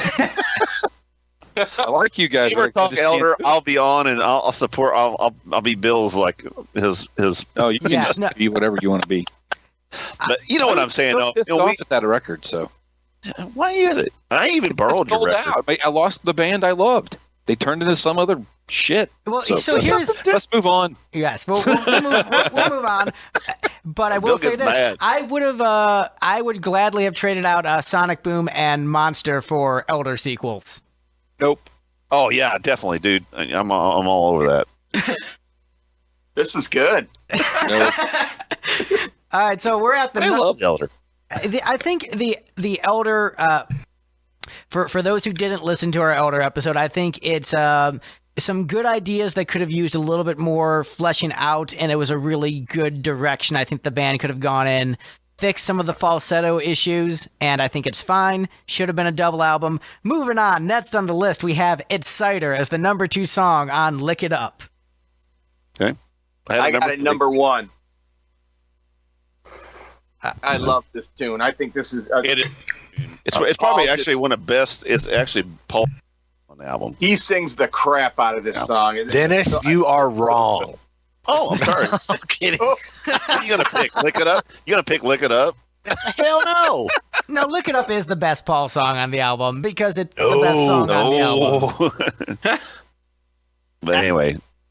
And I'll say Lick It Up has a better Paul Stanley vocal than It's Cider. 1,000,000 to 1 is actually my favorite Paul, but that's mine as well, Dennis. Okay, but Exciter is a really good one though. I mean, it's kind of. Paul comes out strong on that one, and the guitar work is really good, and it's a solid. I mean, when that thing starts out, it's like boom, and you're kind of locked in, you know. Yeah, I mean those first 2 notes. He's just in this, interplanetary vocal range. It's just such a great vocal performance. Yeah. I mean, this is the introduction to 80s Paul Stanley with that powerful, amazing vocal. This is the direction he was going to take for the rest of the non-makeup years, and it's a great introduction to that. And it's also a song that has both energy but groove. Like it's up-tempo, but there's still a groove to it, and that is nice. And I'm sorry, I think I was cutting off somebody, so my apologies. So whoever I was cutting off, please chime in. Oh, I was just going to say a strange thing about the song Exciter. Before they put the makeup back on, I had a dream one night that they put the makeup back on, went on tour, and started their show with this song. Well, I would have liked that. That really would have been cool, but I don't know how well Peter and Ace could have pulled this one off. Not. No. This is one of the very best opening tracks on any Kiss album through any era. It's a declaration. It was the perfect opening track, the perfect time, the perfect performance. And, Vinny's solo is just absolute kick-ass on this song. Oh, wait. Rick Derringer. Rick Derringer's great. Is there a red-blooded American who doesn't love rock and roll hoochie coo? Steve, you're Canadian, so if you don't like it, I understand. You've got all that socialized healthcare and all that stuff. No, I mean, the song's pretty catchy. I like it. It's great. I think this is Kiss's second best opener, other than I Stole Your Love. Creatures of the Night's a good opener. Creatures is a better opener. I think I've Had Enough, Into the Fire is a better opener. Rise to It, Unholy, Hate, Strutter. King of the Mountain's pretty damn good. Well, why don't we come back? Why don't we come back and do another episode that is what is your favorite Kiss album opener? We've got to get 10. Steve through the entire catalog first, so that's probably at least a year out. That's good. That gives us time to we'll probably still like Kiss then. That gives us all time to get even fatter. We'll be about halfway through the end tour, and then we'll see how that's running. So we had a couple middling votes on Exciter. So a couple people ranked the song right in the middle. So by a couple of middling vote, you mean it was if one of you who'd ranked it as your top song had ranked it as your second song, it would have had 10, 9, 8, 7, 6, 5, 4. That might have been too many numbers, but would have just been a straight countdown. Yeah, I voted at 7. I had it at 3. And I had it at 6. Again, I had it at 1. It was 7 because it's just, I like it as an opener. I thought Young and Wasted would have been a better opener, but it's a good song. And again, I know I keep going back to that, but I struggled really with this list because I could have moved the list anywhere I wanted to. And I actually made this playlist as a list and tried to listen to it that way, and I like this version better. I mean, I like the flow better the way I did it, so that's why it's the way it is. It is a hard one to put into order. I'm the same way as you. I had Dance All Your Face, and on the 8th day had to be in that bottom 3. And then after that, it was like, I don't know. After that, I'm like you. I'm like, well, I like this one, but I like this one for another reason. So I finally just had to get to a order and be done with it and just live with it, But it's a hard album to do that. See, they're not all like that. I think you make a good point there. I think because I like Dance All Over Your Face and On the Eighth Day. I think if they were in a different order on the album, you might change your mind. Maybe. It's maybe one of those things where over time you maybe get tired of the album and you stop at the end and you don't listen to those. And you're very correct on that. So yeah, and like with you guys, I had a couple songs. My top 3 was really easy. Doing Lick It Up, Young and Wasted, and Fits Like a Glove as top 3 was pretty easy. And then the rest, like, all right, I guess I'll put these in some kind of order. But, it's Cider. It's, like I said, the main thing about this song is the introduction of 80s Paul Stanley as a vocalist. Yeah. Where Creatures who are still singing from the throat still didn't really have proper vocal technique. This is the introduction to Paul Stanley learning how to use proper vocal technique. And what did he do? Did he do anything different? I mean, did he go take a lesson or something? Take a lesson. You know what I'm saying? Did he? What was the big change in that? What is it? Something that we changed his range and everything. I mean, just all. That's what I'm saying. Yeah, it's just what was the catalyst to that change? Does anybody know? What I would imagine, competition was the catalyst. What he saw was happening. What these young guys were doing. I mean, the David Lee Ross, who wasn't exactly a young guy there, but particularly the LA bands of the early '80s, as they had relocated, to the West Coast and were spending more time there, they probably became a lot more aware that they were falling far behind. Well, if you think about Joe Elliott, if Pyromania came out. Is that right? Is that when Pyromania came out? Was before this, right? 6 months before they started recording this. So that's a different range. Right. All I can think of is like when this album came out, like all the other bands in the context of that time, they put, because they're, even if they're in big bands at the same time, they may be fans just like we were at the time. They put this on and like, I would be like, holy crap, this dude who was ultra cool in those 8-inch heels and that star is just as cool and can sing just as good, if not better. Now it's like, how do we overtake that? I mean, he's the ultimate rock star. Right. But also look at the bands that they'd taken out with them on the road and for the Creatures tour. I mean, the Night Rangers, Motley Crue, even maybe Vandenberg, it was much more kind of accessible and melodic and, powerful. It's the same sort of guitar dynamics, the same sort of vocal dynamics, that was very different. So, they were just changing with the times. Yeah. So Paul Stanley taking some vocal lessons was like Eminem releasing a Machine Gun Kelly diss track, but slightly less sad.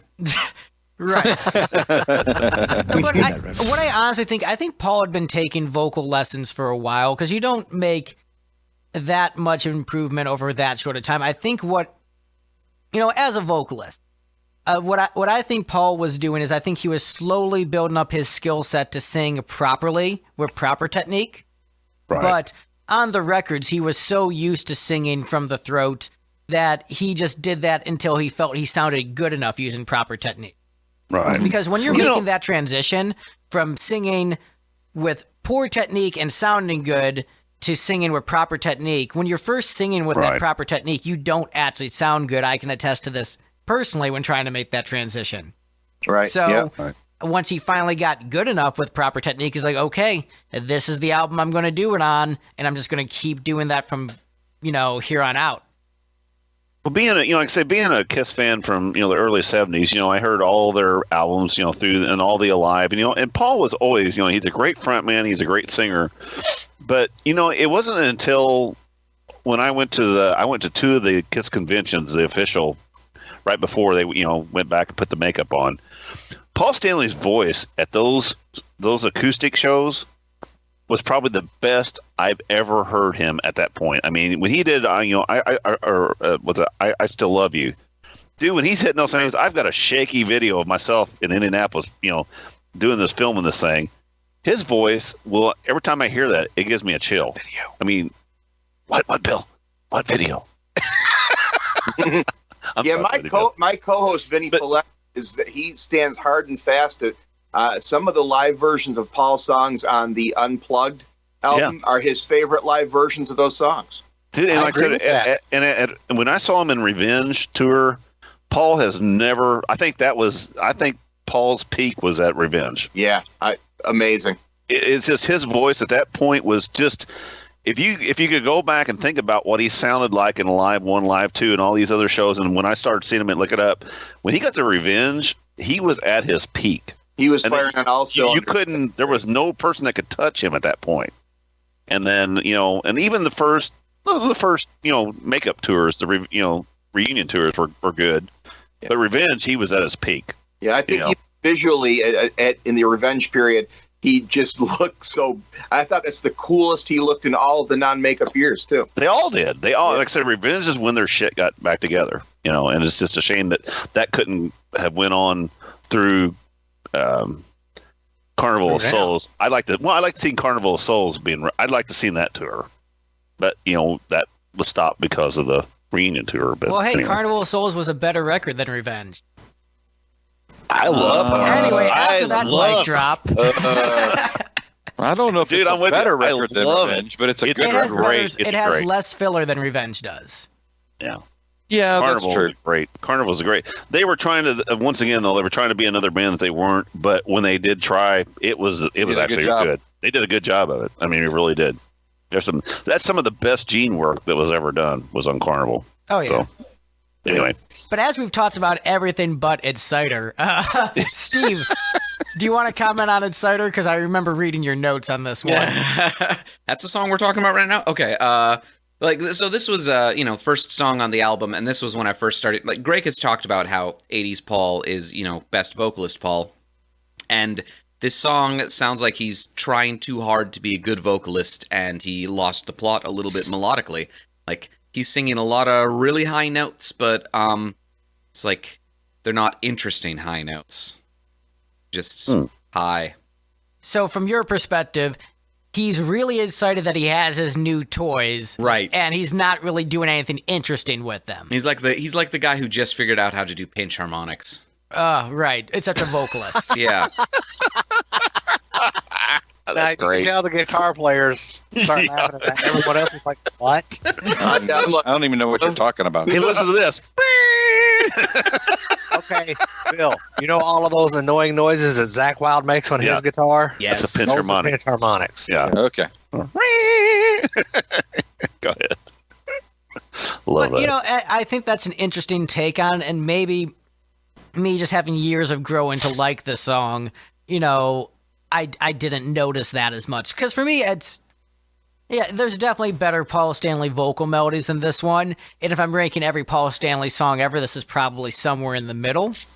But I think as an energetic album opener, where I'm not expecting as much from the melody in an album opener, where I'm just expecting there to be energy and passion and fire, lust and desire, and some nice whispers.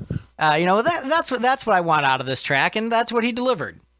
You got to realize, though, for us old guys on this panel here, when we were listening to it in the time, again, you got to realize we're like, okay, our favorite band doesn't have makeup on anymore. What's this going to sound like? And they still have makeup on. They just have a different kind of makeup on. True. Well, yeah, more rouge. But when I dropped the needle more on makeup this in the 80s than they did in the 70s, in my opinion. You're like, okay, am I going to be disappointed or I'm not? And when I dropped the needle on this, I was like, all right, okay, I dig this. There was a lot of competition at this time too. I was getting into the Priest at this point. You had Van Halen, peaking out at this point too. You had all kinds of bands. You had a lot of alternative things that you could be listening to besides Kiss. And it's like, Kiss had it was competition at that point. Yeah, I mean, I was listening to a lot of Maiden at that point. Maiden too. Bruce Dickinson came in, and Bruce Dickinson and Rob Halford in their prime, and I'm like, all right, Paul, you can hang, absolutely. Yeah, exactly. So, any other comments on It's Cider before we get to the number one song on the album? Not I. Not I either. Not I, said the panel. All right. Who's the one guy? Before we get to the number one song, let's go through the list from the bottom to the top. All right. From the least best to the best, Dance All Over Your Face, And on the Eighth Day, Fits Like a Glove, Gimme More, Lick It Up, All Hell's Breaking Loose, Young and Wasted, Not for the Innocent, It's Cider, but the best song on Lick It Up, according to this illustrious panel, 1,000,000 to 1. The best song on Lick It Up according to Math. Well, I don't know who this guy named Math is, but he doesn't have it right. Yes, he does. What the hell's wrong with Math guy? Math has got. I don't know. He needs to go back. Is this new Math? This is new Math. That's the problem. This is bullshit. The old No, Math this isn't Common Core. This is me adding up the points. And the thing is, as on many other episodes, the middle rises to the top. Yeah, this is the Well, I only had it one at that 4. I had it at 4, so- everybody put it in their top 5. Yeah, that's true. Yeah. It was my number one. And it's a good song. I mean, there's nothing wrong with it. And like I said, if this was a different album and where we could be like, oh, that one sucks. There's no sucky songs in this album. It's just least favorite. I thought Or more Lick It Up favorite. is kind of a sucky song. Okay, that was my number 9. Yeah, I can agree. What was that? Lick It Up. Well, Sucks. it's sucky in the sense of, blowjobs. Well, yeah, literally. I'm very much into literal rock. I'm very much into literal rocks, just like There you go. stones. I'm just into girls. So I like the Stones. Until today, I had never heard the term emo Paul Stanley. But it occurred Did to you me not listen today, to Live to after Win? you guys coined that term, I am a huge emo Paul Stanley fan because I like almost every one of his ballads. Well, there's Yeah, emo, there's not like too many Forever I don't is an emo Paul Stanley, but 1,000,000 to 1. This is emo Paul Stanley, and basically all the cuts on Live to Win, aside from the title track, are emo Paul Stanley. But like this, this is Paul Stanley's upset that Dan Aykroyd, stole his girlfriend, and so he wrote a song about it. How could Dan Aykroyd steal Paul Stanley's girlfriend? Donna Dixon? He should have wrote a song called "Dan, You're a Dick." Are you talking about Donna Dixon? Yep. Paul dated her? I didn't know that. Well, apparently Dan fit like a glove. But anyway, Yeah, no shit. Hey, Wow.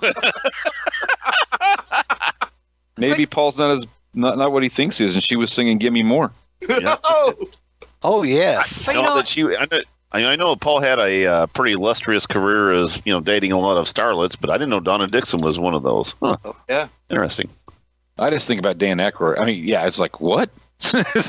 Well, if I understand it correctly, they were doing a movie together or a TV show together or something, and That was the soldier movies where they were him and they were Is that Stripes?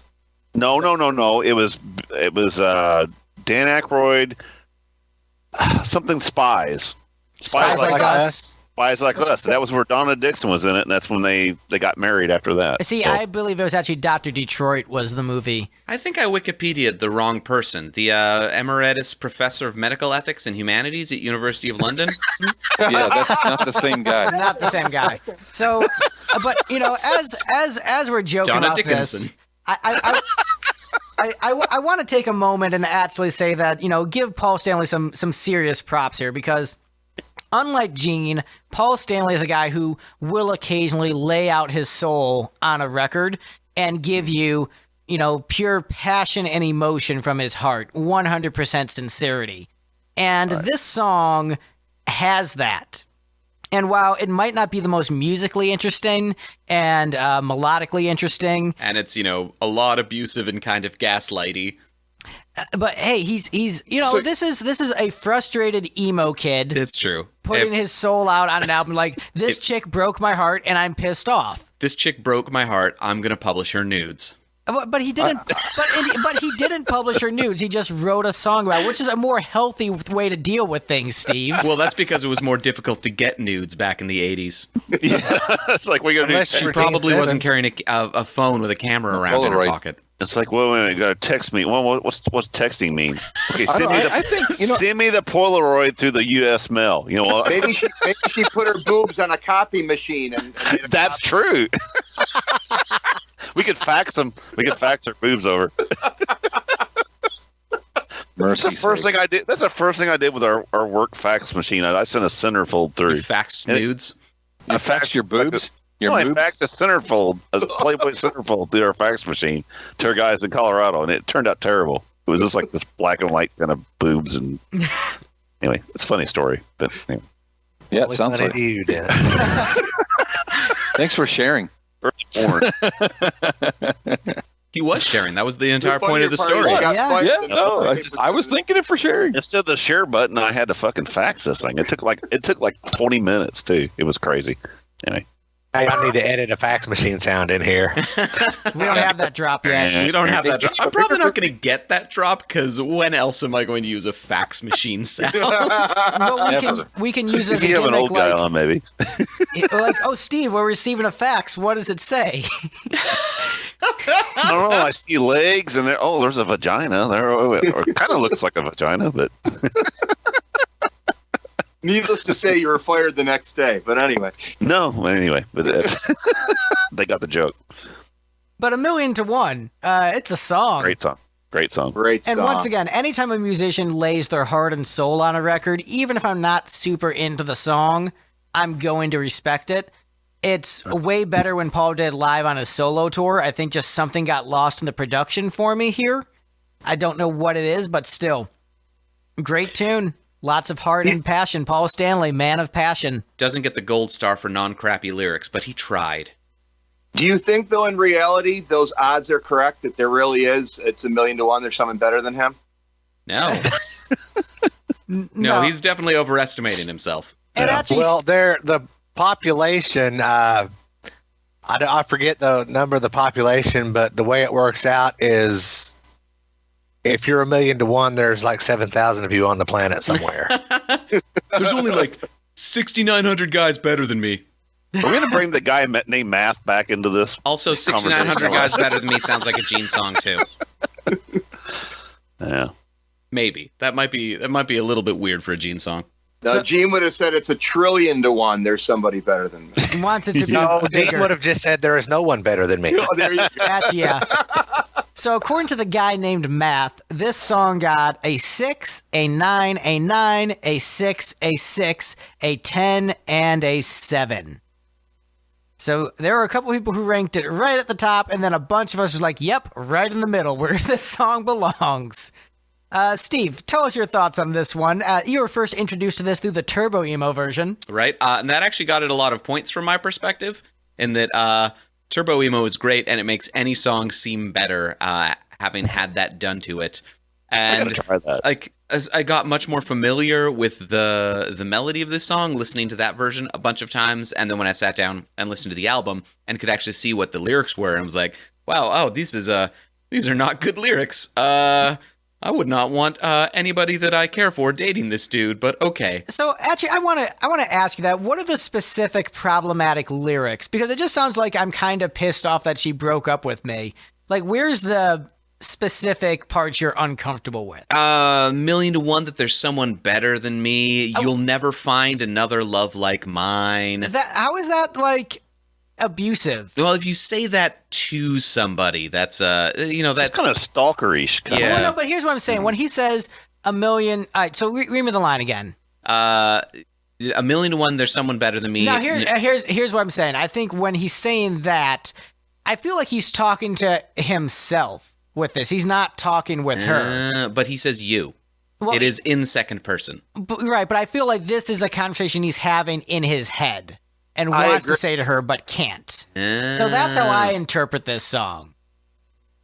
Well, see, now I interpret it as he's telling her, you fucked up because you dumped me. Right. And when you say that sort of thing, that's usually part of a pretty bad pattern of abuse. And not necessarily. Look, as someone who's experienced quite a bit of abusive relationships in my time, not on the abusive end, just for those listening. As somebody who's an experienced abuser, as someone who is experienced like domestic violence and stuff in the household. This is not an abusive dude. This is an emo kid who broke up with his girlfriend. Like, that's what it is. And I'm like, oh, I'm upset that my chick dumped me. Well, you're not going to find anyone who's going to love you as much as me. I mean, there's domestic violence abuse, and then there's, controlling abuse. But this isn't even really controlling to say, like, hey, I'm going to be the best guy you could have ever found.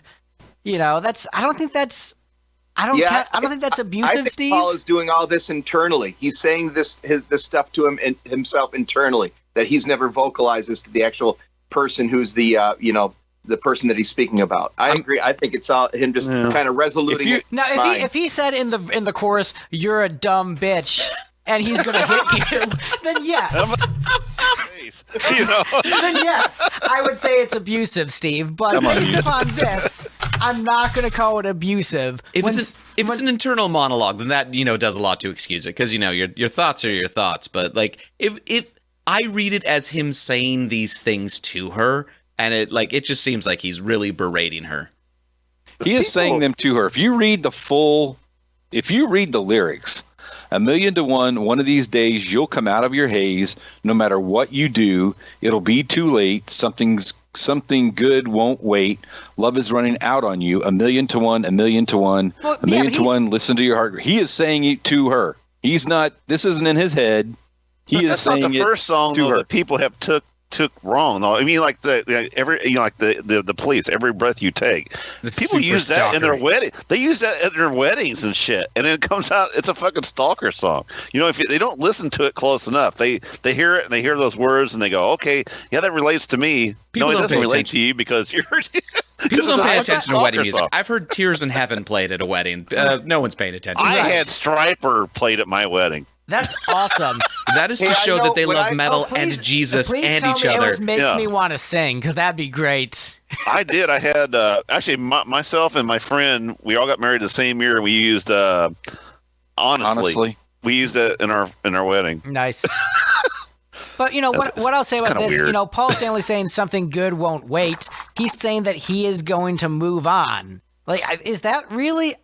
I don't see this as abusive, Steve. I really don't. Like, I will tell you when something is abusive.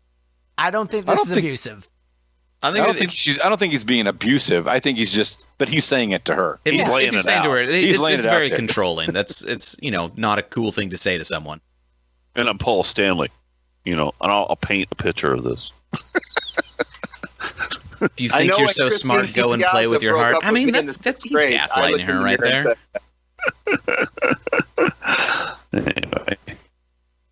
I will respectfully, as someone who has had many arguments and also seen many abusive relationships, I don't know. I'm gonna give this one a pass. Hey, when's the last time Donna Dixon's been brought up in a conversation about celebrities? I mean, it's like she's like going, "Oh my God, somebody's talking about me." You should hashtag her when you put this out. You should. She's like, look. She goes, "Look, Dan, they're talking about me." Oh, I don't think that's good. Probably not. But yeah, that is our ranking of Lick It Up, the album. Did anyone have any other thoughts on 1,000,000 to 1 before we talk about the album as a whole? Nope. All right. So yeah, that's our ranking. Were you guys surprised with the ranking? I know I was, because Lick It Up being in the middle of the ranking, like middle bottom. What? But hey, Steve, this is proof I'm not rigging the votes. And actually, it was closer to what I thought, what I put in, because I did put Lick It Up and All Hell's Breaking Loose at the lower end, which that kind of way it felt.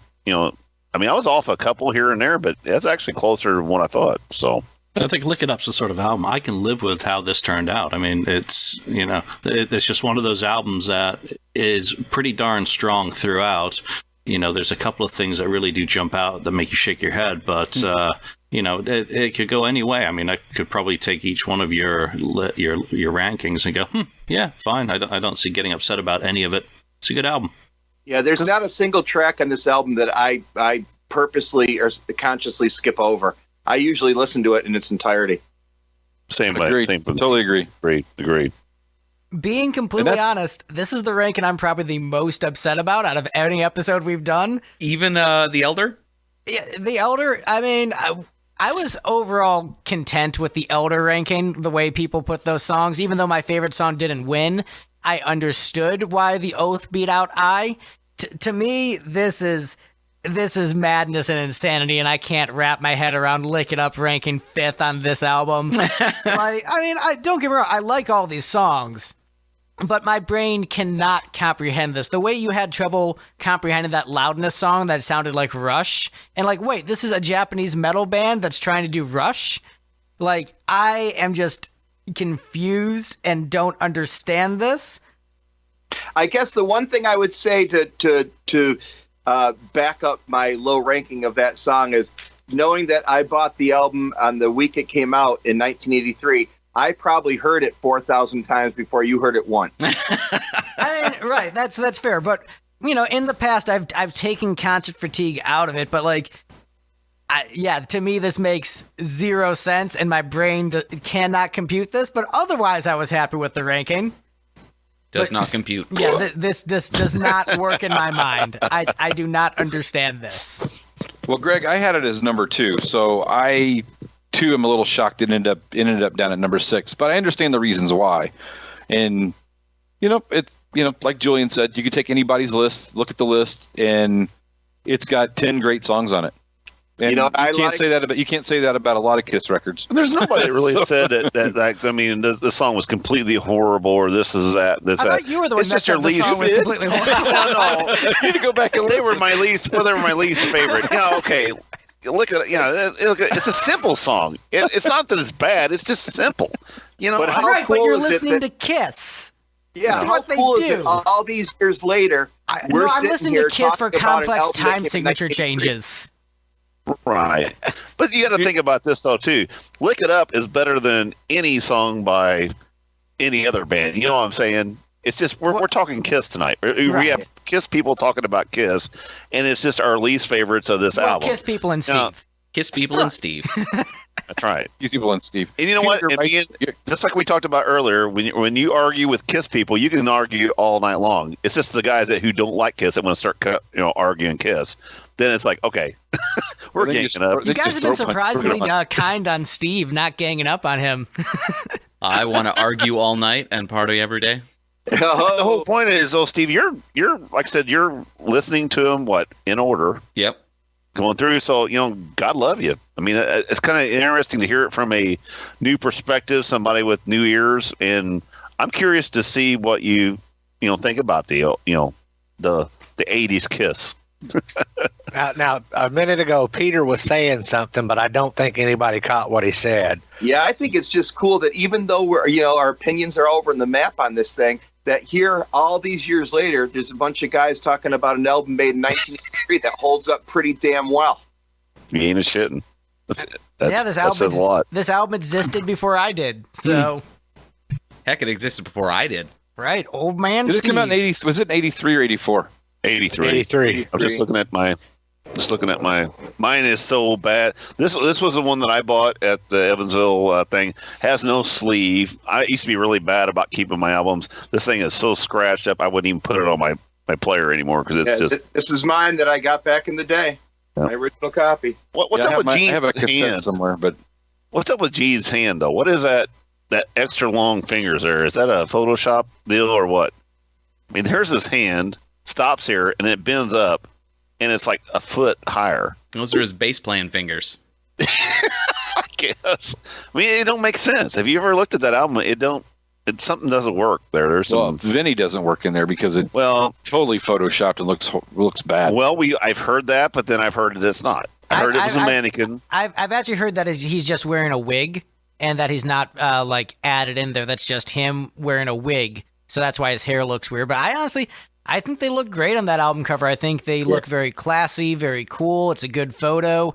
Gene's wearing a good outfit. I don't know why he just didn't wear that outfit on stage because he looks really good. It was probably very hot. I even think, how cool would it even been to have Paul come out on stage in a suit call? I think the album, the white with their, the first picture, the whole masses are seeing. I think it's a great album. They look like a trendy new wave band instead of like a hair metal band. They look like somewhere in between hair metal and new wave in the best ways. Like it's a good they look cover. Like hard rock cars. Yeah. Mr.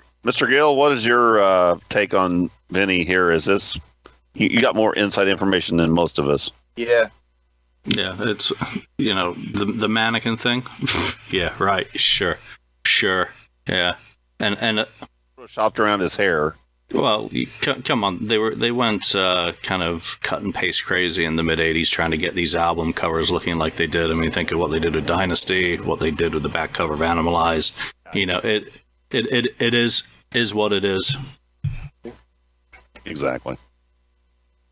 But anyway, that is our show on our audio podcast. So for those at home, make sure you're looking at the Lick It Up album cover as we're talking about this.